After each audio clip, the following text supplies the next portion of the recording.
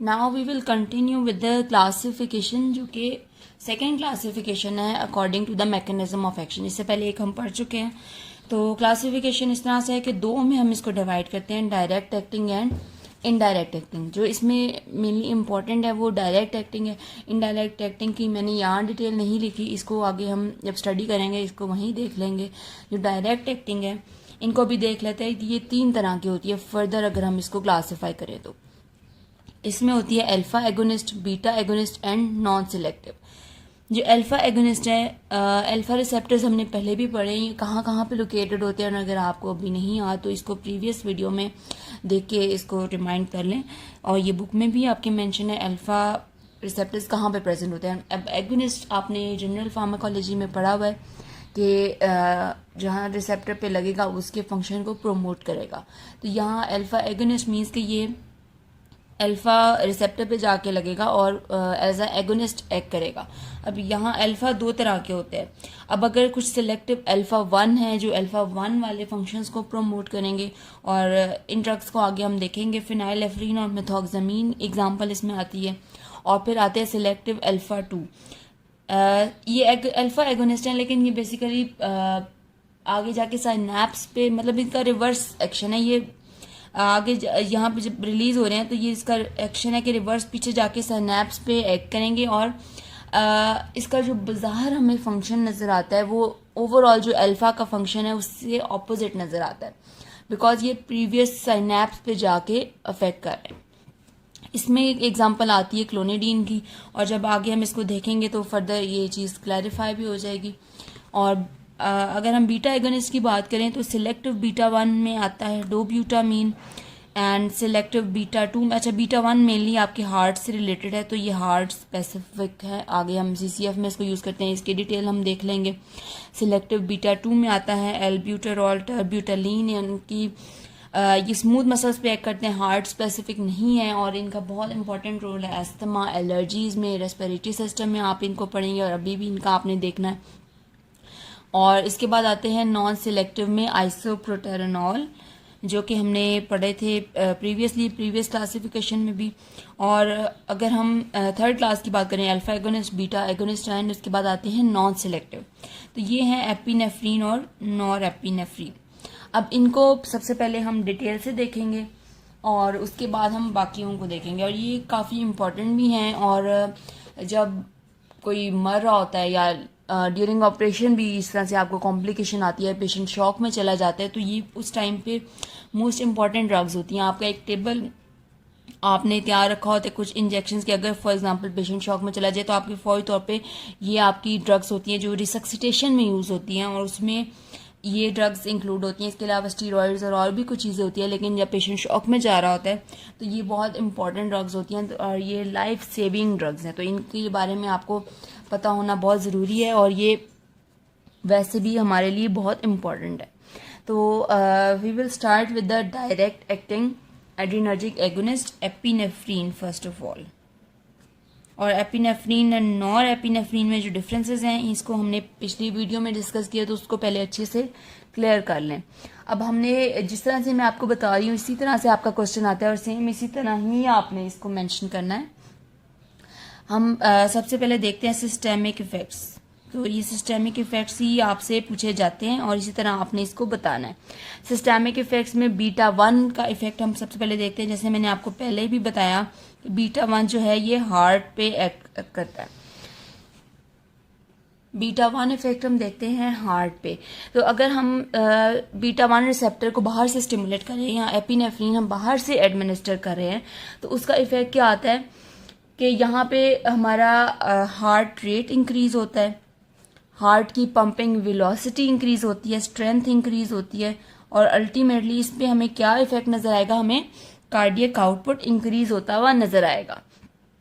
Mainly systolic pressure जो increase होता है जिसकी वजह से ज़्यादा ब्लड बाहर पंप होता है और कार्डियक आउटपुट इंक्रीज होता है। यानी एक तरह से ये हार्ट को पॉजिटिवली स्टिमुलेट कर रहा है। वेलोसिटी जो इसकी इंक्रीज होती है हार्ट की, उसको हम कहते हैं पॉजिटिव ड्रोमोट्रोपिक इफेक्ट, ठीक है।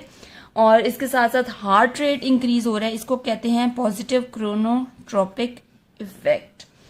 और साथ में इसकी कंडक्शन वेलोसिटी इंक्रीज होती है, यानी कि ऐसे नोड से आगे जो है इम्पल्स ज़्यादा से ज़्यादा ट्रेवल करेगी और उसी वजह से हार्ट रेट आगे इंक्रीज होगा। यानी ये जो इम्पल्स की कंडक्शन है इसका इंक्रीज होना, इसको हम कहते हैं पॉजिटिव आइनोट्रोपिक इफेक्ट। तो ये बहुत इंपॉर्टेंट है। तो आपको इस तरह से भी पूछा जा सकता है और आपको इनके वैसे मतलब पता होने चाहिए। हार्ट रेट हम कहते हैं क्रोनोट्रोपिक इफेक्ट, वेलोसिटी के रेफरेंस से हम ड्रोमोट्रोपिक इफेक्ट कहते हैं और इम्पल्स के ज़्यादा ट्रेवल करने को हम कहते हैं आइनोट्रोपिक इफेक्ट। तो ये तीनों इफेक्ट्स एडमिनिस्टर होते हैं जिसकी वजह से वर्कलोड भी हार्ट पे इंक्रीज होता है और साथ में ऑक्सीजन की कंजम्पशन भी इंक्रीज होती है। तो हार्ट एक तरह से जब कंजेस्टिव कार्डियक फेलियर में जा रहा होता है, हार्ट यानी कि वो पंप नहीं कर पा रहा होता, वो उतना ब्लड का वॉल्यूम जितना होता है वो उसको मेंटेन नहीं कर पा रहा होता, तो हम ये देते हैं। उस टाइम हार्ट फौरी तौर पे स्टिमुलेट करता है। साथ में सारी बातें और भी चीज़ हमने देनी है, लेकिन एपिनेफ्रिन देने का हमारा मकसद यही होता है कि हम सिस्टोलिक ब्लड प्रेशर को इंक्रीज करें। अगर सिस्टोलिक फॉल कर रहा है तो आपने एपिनेफ्रिन ही प्रेफर करनी है। उसके बाद इसका इफेक्ट आता है ब्लड वेसल्स पे। अब ब्लड वेसल्स पे इफेक्ट इसका दो तरह से होता है, बीटा इफेक्ट बीटा 2 रिसेप्टर के जरिए और साथ में इसका अल्फा 1 इफेक्ट। अब साथ में आपने ये देखते जाना है कि कौन कौन से रिसेप्टर्स ये कवर कर रहे हैं। अब ये दो तरह के इफेक्ट होते हैं, ये बिल्कुल ऑपोजिट है। अब यहाँ पे कौन सा इफेक्ट हमें नजर आएगा वो आपकी डोज पे डिपेंड करता है। अगर आप लो डोज में दे रहे हैं तो वहां पे आता है बीटा इफेक्ट, और अगर आप अल्फा इफेक्ट जाने हैं तो आप ये आपको तब नजर आएगा जब आप हाई डोज दे रहे हैं। तो लो डोज पे बीटा इफेक्ट आता है जिसकी वजह से होती है वेजोडाइलेशन। वेसल्स जो हैं वो डायलेट करती हैं और इसकी वजह से डायस्टोलिक ब्लड प्रेशर फॉल करता है। सिमिलरली अगर आप हाई डोज दे रहे हैं, अल्फा इफेक्ट आ रहा है हायर डोज पे, उसकी वजह से होती है वेजो कंस्ट्रिक्शन। तो ये यानी एक ही चीज है, सिर्फ डोज के लिहाज से यहाँ बिल्कुल टू ऑपोजिट इफेक्ट्स आपको नजर आ रहे हैं और इसकी वजह से होगा rise in the diastolic pressure. तो जितनी आपकी ये पेरिफेरल वस्कुलर रेजिस्टेंस है ये आपके डायस्टोलिक को इफेक्ट करिए। हार्ट पे जाके हमने डायरेक्टली जो चीज हमने चेंज की थी वो सिस्टोलिक ब्लड प्रेशर था। ये याद रखना है, बीटा 1 के जरिए मैनिफेस्ट हुआ था। जो चेंजेस हमने लाई थी वो सिस्टोलिक ब्लड प्रेशर में थी।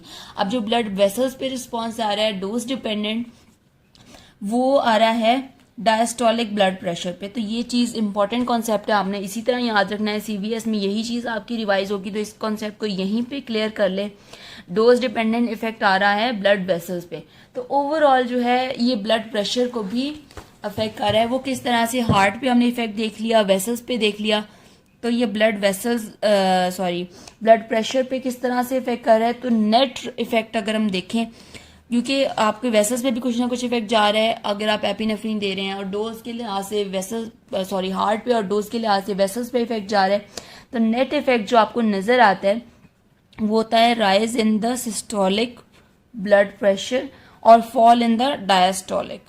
ठीक है, तो इस तरह से ये इसका इफेक्ट मैनिफेस्ट होता है।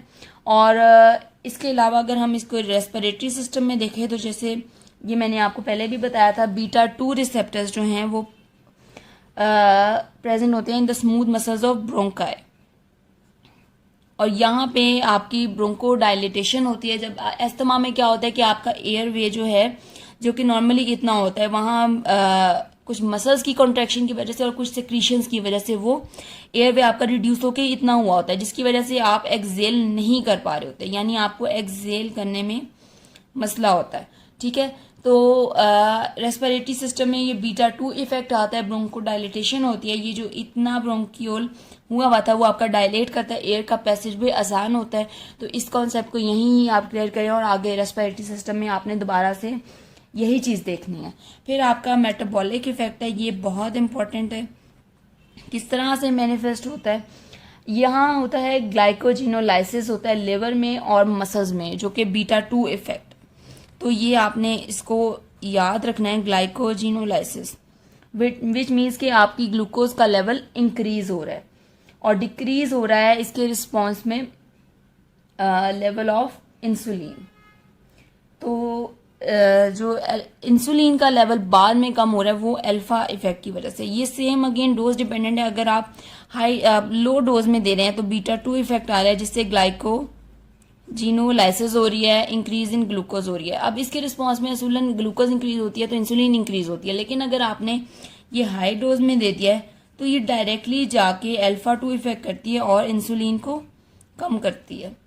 तो आपने ये चीज़ भी देख लेनी है, इंसुलिन कम होगी तो आपको यहाँ पे हाइपरग्लाइसीमिया मिलेगा। तो मेटाबॉलिक इफेक्ट्स इस तरह से आते हैं। इसी तरह लिपोलाइसिस भी होती है, इसमें ग्लूकोज के अलावा ये फैट्स पे भी एक्ट करता है। और यहाँ पे आता है बीटा 3 इफेक्ट, जो कि बीटा 3 रिसेप्टर्स होते हैं एडिपोज टिश्यू में, और इसकी वजह से लिपिड्स का ब्रेकडाउन होता है तो increase in free fatty acids हमें नजर आता है। एक इम्पॉर्टेंट इसका इफेक्ट रह गया है, दैट इज एपिनेफ्रीन रिवर्सल। इसके बाद हम दूसरा नॉर एपिनेफ्रीन को देखते हैं। अच्छा, एपिनेफ्रीन रिवर्सल, अच्छा एक चीज़ मैंने आपको पहले भी मेंशन की थी कि एपिनेफ्रीन हम आईवी नहीं देते, आईएम देते हैं। औरल तो इसका इफेक्ट ही नहीं है, लेकिन आईवी हम दे सकते हैं। लेकिन ना देने की वजह क्या है? जब हम इन एपिनेफ्रीन दे रहे हैं, इट मीन्स कि ये वैसे ही बहुत एक रिसक्सिटेशन वाली सिचुएशन है, या कोई लाइफ थ्रेटनिंग आपकी जब बात पहुंच जाती है तब आप इसको बेसिकली एडमिनिस्टर कर रहे होते हैं, इमरजेंसी यूज होता है तब आप इसको आईएम देते हैं। और वो भी आपने डोज बहुत थोड़ी देनी होती है, ताकि आपका ये, क्योंकि एपिनेफ्रीन ज़्यादा डोज में ये आपने जैसे देखा कि डोज डिपेंडेंट इसका एक्शन है, तो आपने यहाँ बहुत डाइल्यूटेड डोज देनी होती है। अगर आप आईवी देते हैं सपोज, तो आपको क्या इफेक्ट इसके नज़र आ सकते हैं? आपने देखा कि ये हार्ट को स्टिमुलेट करती है, लेकिन अगर आप आईवी देते हैं, आपको पता है कि ये फास्टेस्ट रूट है, तो इसकी वजह से आपको क्या इफेक्ट नजर आएगा? एरिथमियाज आएंगे, यानी हार्ट ओवर स्टिमुलेट हो जाएगा। इसके अलावा कार्डियक टॉक्सिसिटी हो सकती है। इसके अलावा अगर आप सबक्यूटेनियस टिश्यू की बात करें तो यहाँ पे फैट की एब्जॉर्प्शन कम होगी। और अगर आप आईएम देते हैं तो आईएम का ये फायदा होता है कि ये ओवर स्टिमुलेशन का खतरा इसमें नहीं होता और इसकी इजीली एब्जॉर्प्शन हो जाती है। तो आपका जो इफेक्ट नज़र आता है वो इंक्रीज इन कार्डियक आउटपुट की फॉर्म में नज़र आता है, जिस तरह से हमने हार्ट पे पहले भी सारे इफेक्ट्स इसके देखे हैं। और इसके अलावा एपिनेफ्रीन का क्या यूज़ है? हमने ये रेस्पिरेटरी सिस्टम में देख लिया, अस्थमा में यूज़ हो रहा है, जो इमरजेंसी सिचुएशन था। अच्छा, ये सारे ओवरऑल मैंने आपको इसके यूज़ बता दिए हैं। जो इमरजेंसी यूजेस अगर आपसे सिर्फ पूछा जाए कि इमरजेंसी यूजेस क्या है, तो उसमें सारे के सारे नहीं होते।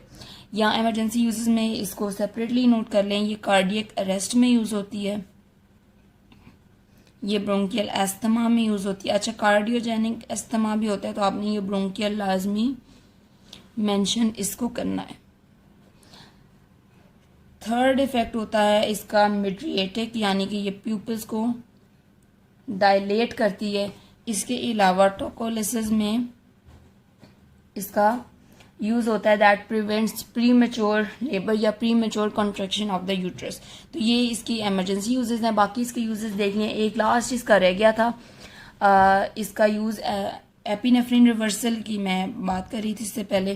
तो एपिनेफ्रीन रिवर्सल क्या होता है कि जब हम एपिनेफ्रीन आईवी देते हैं तो ये यानी कि हाई डोज मिलती है, तो इसकी वजह से अल्फा रिसेप्टर्स जो हैं अल्फा 1 वो एक्टिवेट होते हैं, आपका बीपी फौरी तौर पे राइज करता है।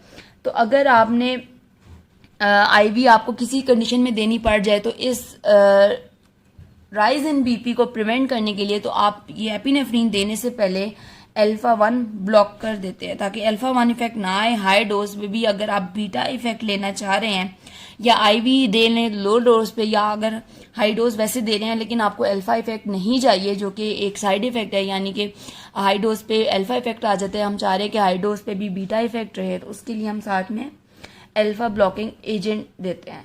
तो ये this is all about epinephrine. तो आगे नेक्स्ट हम कंटिन्यू करेंगे इन द नेक्स्ट पार्ट।